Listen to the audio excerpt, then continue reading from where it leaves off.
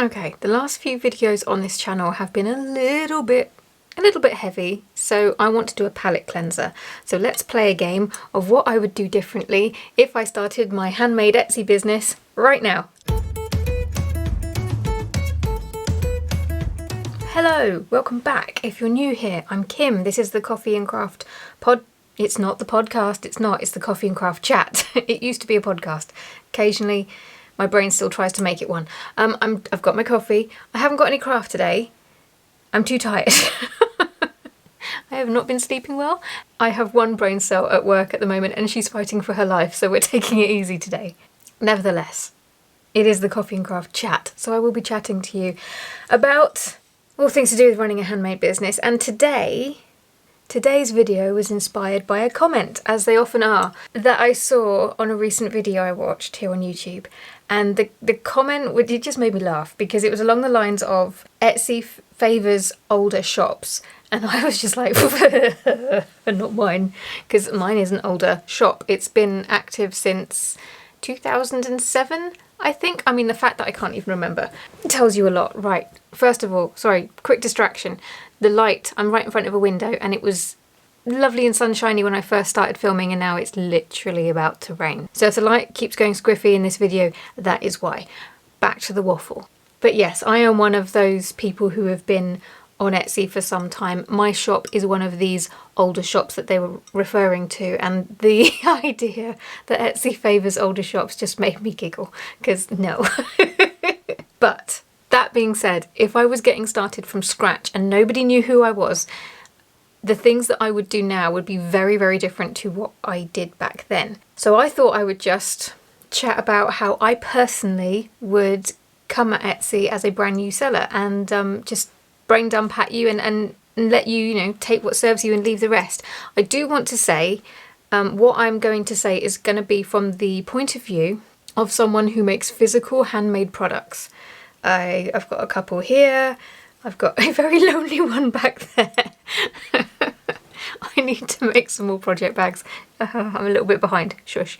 My point is physical handmade products, hand embroidery, I sew, that kind of thing. So not everything that I'm going to say is going to be relevant for everyone, hence the taking what serves you and leaving the rest. Also, a couple of other things that might be helpful. I tend to sell just supplies stuff on Etsy, and then these finished items that I've just shown you, you won't find those in my Etsy shop, you'll only find them on my website. On Etsy, I have only about 6 or 7 listings. I think it's 7, but I'm not sure. And I do literally nothing with it currently. I don't actively promote it. I focus all of my attention on my website. That being said, I do still make regular sales on Etsy. I mean, this past month, May, I'm in June at the moment, but May just gone, has been a pretty good month for Etsy sales, considering I do nothing. If you're a member of this channel, the membership video has just gone up for this month, and I talk a little bit more about that there.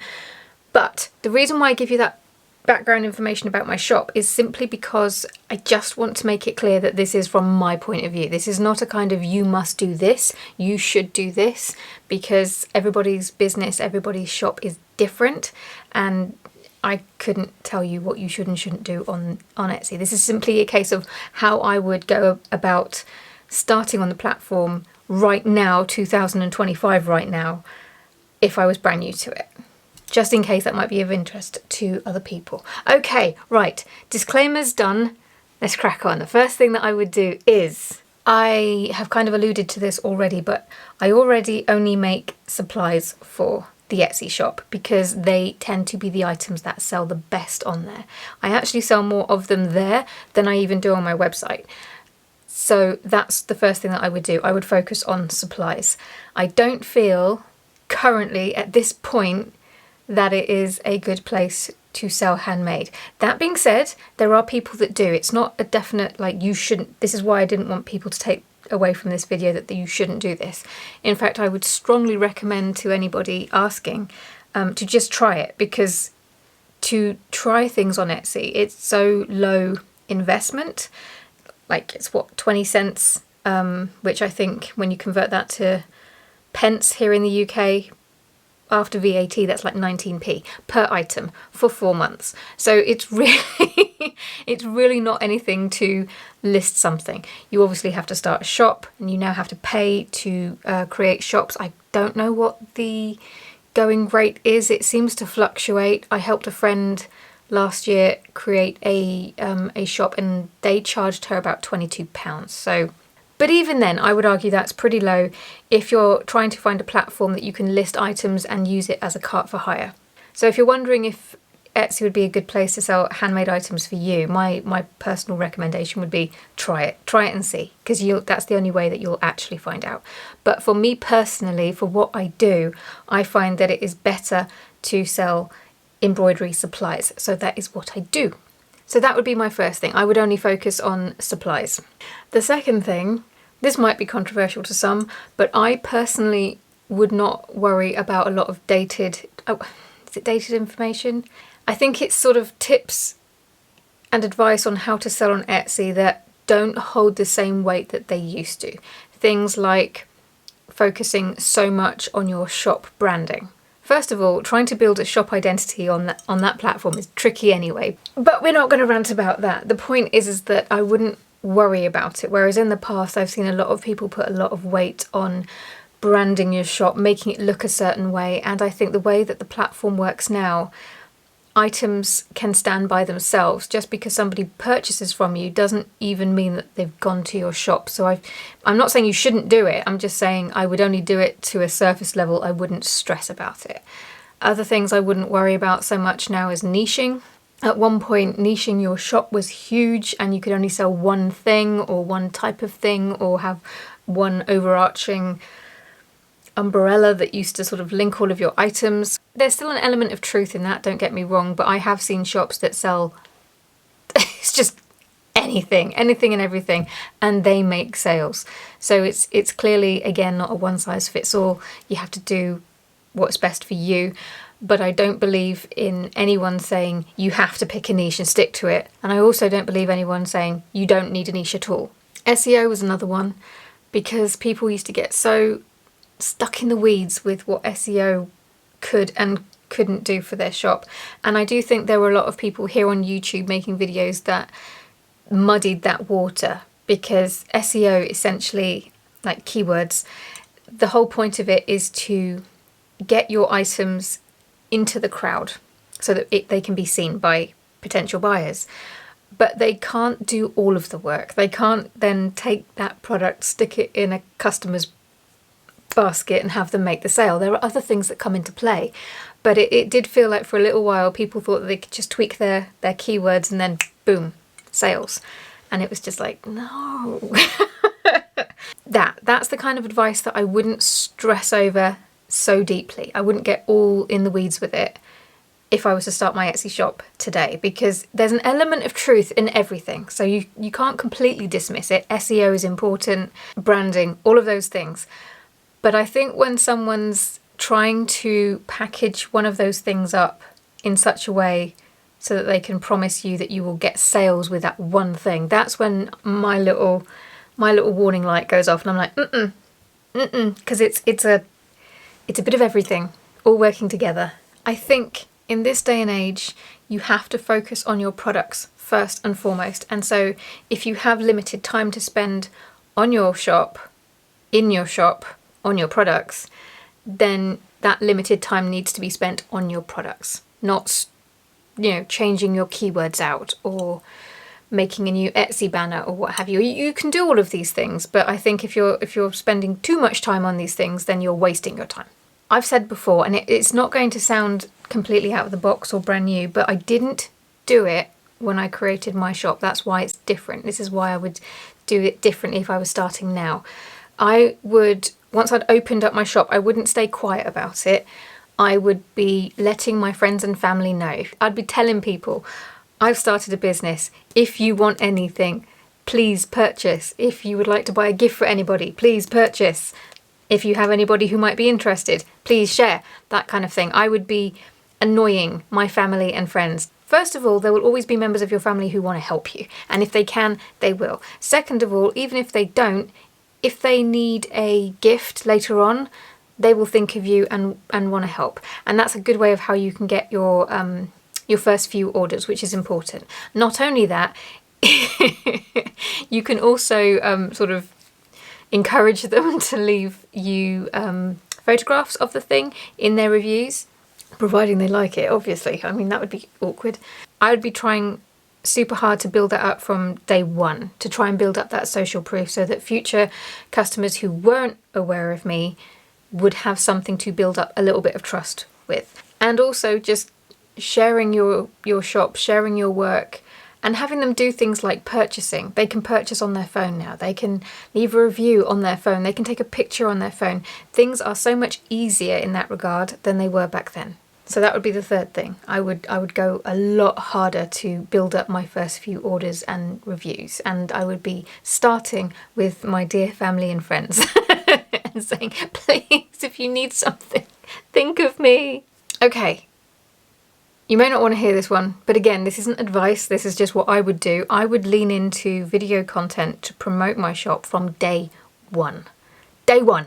With the state of the internet right now, I do believe that video content is the best form of content to make in order to get yourself out there, get your work out there, get under people's noses. And as Etsy is a platform where, you know, as I've said before, you do have to treat it as a cart for hire and drive your own traffic. The best way to do that is to pick a platform that you enjoy and use it to make videos to drive traffic and to promote yourself. And there are ways that you can do it without getting your face in front of the camera and doing the talky talk, which is even hard for me today, which is saying something because I usually like the talky talk, but today my brain is trying to shut down. I think I'll just read this one out, it might be easier. Oh yes, I'd be keeping an eye from day one, not just on the revenue that I was making on Etsy, but also the fees that I was paying each month. The reason for this is because I wasn't in a position to start a website from day one, but I was in a position to start a website a lot sooner than I was. I started my website, I think I was 10 years in to actually doing this as a proper business. I was ready for one a lot sooner than that, and that's the thing that I kick myself about more than anything, is that I didn't start my website sooner, because you can just protect yourself. It's like a safety net. I've spoken before about how I prefer my website over Etsy, and if I had to choose just one, it would be my website, hands down. But for a period of time, I wasn't ready for a website. They are expensive. So this is why I'd be focusing on the fees that you're paying month on month, because that will, as your sales start to come in more consistently and as you build your business, you'll see that the fees become, they increase, but they become a bit more consistent. And if I had paid attention to that, I would have been able to see at what point the amount that I was paying in Etsy fees outstripped what I would have been paying for a website. And bearing in mind, again, this is a very important piece of information that I try to hammer home to people. Because I'm driving my own traffic, that's traffic that I'm sending to Etsy. I've had someone say, but if you create a website, you're now paying those Etsy fees and now you're paying the website fees. So you're essentially doubling the fees that you're having to pay each month. For me, that wasn't the case because I was driving all of that traffic to Etsy. So all I did was steer it across to my website. So I wasn't doubling the amount that I was paying. I was actually reducing it because I was at that tipping point with Etsy where the fees were getting higher than what a monthly subscription would have been. So keeping an eye on your monthly fees, and obviously they're going to fluctuate. So you want to sort of do this over a period of time and then just work out the average. And it's when you start reaching that tipping point, that's when you have to be thinking, now do I want to start a website? It just protects you on so many levels. You don't have to worry about if you suddenly lost any organic traffic that you were getting from Etsy, or if Etsy shut your shop for any reason, because that is a thing. It just gives you a bit of peace of mind.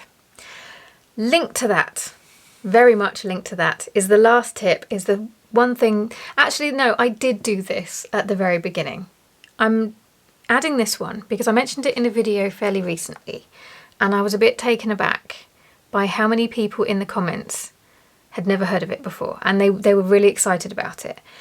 And I think the reason why that surprised me was because when I started my Etsy shop, when I started my business, this was just the done thing. Everybody was doing it. It was common knowledge. Everybody just knew about it. And I think sometimes I have to remind myself that the stuff that I knew and took for granted that everybody else knew when I got started is not necessarily, it hasn't trickled down. It hasn't, maybe it's gone out of favour, or maybe it's just not spoken about anymore. And so now it's worth talking about again. But it's simply to start a domain name when you start your Etsy shop. So for example, my domain name is beechtreehandmade.com. So I would get myself that domain name and I would point it to my Etsy shop.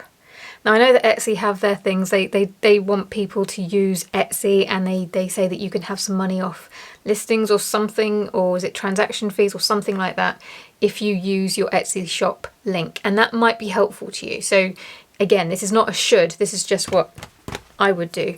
And the reason for that is, especially with the way that Etsy is, it's quite unpredictable. It has hissy fits, and also if you are looking to start a website in the future so that you can move on over, it makes the whole process so much smoother. Now imagine you've got yourself established on Etsy, you're making regular sales, you're sending traffic over. Now imagine you're using an Etsy shop link to do that, and imagine that that's what's on your business cards and all of the rest of it, and then Etsy just shuts your shop. Sometimes you can get it back really quickly. Other times it can take months. Other times they will just be like, nope, we're ghosting you. Now imagine that happens and you have a domain name that you've been using and you've been just directing people that way. Now all you've got to do is direct that domain to a website or to something else, and you don't have to change business cards, you don't have to change links on various videos. It just makes the whole transferring your traffic from Etsy to a website so much smoother. It protects you just in case Etsy has a hissy fit. And I feel, for me at least, that peace of mind and that safety net would be worth the price of the domain in the first place. And that is definitely what I would do if I was starting my Etsy shop right now. But like I said at the start of this video, I focus all of my energy now on my website, and my domain name points to my website and all of the things. I don't actively promote my Etsy shop, and yet it has been doing fairly well. I suspect that this is not going to continue because this is a pattern I've noticed with Etsy. But as I said, I do go into this in more detail on the membership, so I won't go over that again now. If you are a member, go on over and have a look. And if you're not and you've been thinking about it, it'd be lovely to have you over there. Next month I am planning on, well, I'm already working on it. I'm going to be doing a month-long vlog. I've already started filming it. I'm going to keep on filming it throughout June. And I don't know how long it's going to be. It could end up being a complete beast. And that's going to go up at the end of this month, start of July, and that'll be for members. So if you're a member, I'm warning you now, it could be long. It gives me the chance to play a bit more on YouTube, because I do know that a lot of people like videos like this, and they get a little bit like, if I try and move away too much. So this, is not going to go away. This nonsense is staying, but sometimes I need to play and vlog, and I do that over on my membership. That didn't work. And for those of you who are over there, thank you very much. You are helping me keep the lights on. I appreciate you, and I'm going to stop talking now because my one brain cell, that's 2 fingers, that one brain cell, she needs a rest. So I will see you again next week. Ta-ra.